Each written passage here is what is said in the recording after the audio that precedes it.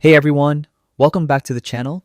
In this video, I'll show you exactly how to add social media icons to your WordPress footer, step by step, using the 2025 method. Whether you're a beginner or a pro, this guide will make your website look more connected, professional, and user-friendly. So stick around till the end. I promise, you'll have those icons up and running in minutes. Let's get started. First, log into your WordPress account. Go to wordpress.com and log in.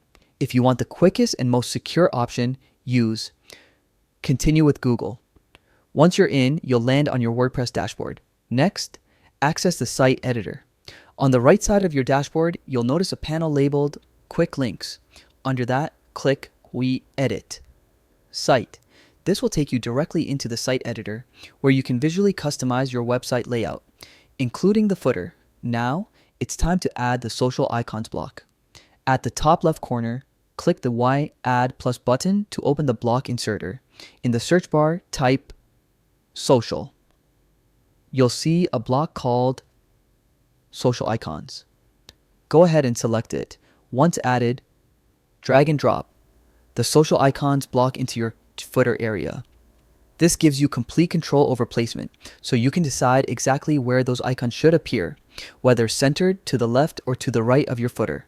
Now comes the fun part, customizing your icons. Click on each icon to edit it. You can link it to your social media profiles like Facebook, Instagram, X, formerly Twitter, LinkedIn, or YouTube. You can also add or remove icons easily depending on which platforms you use. And don't forget, WordPress lets you adjust icon size, color, and style to match your website's overall theme. This helps your site look polished and consistent. Once you've added your links and finished customizing, always remember to save your changes. Click the Save button at the top right corner of the site editor. This ensures your new footer icons appear live on your website. And that's it.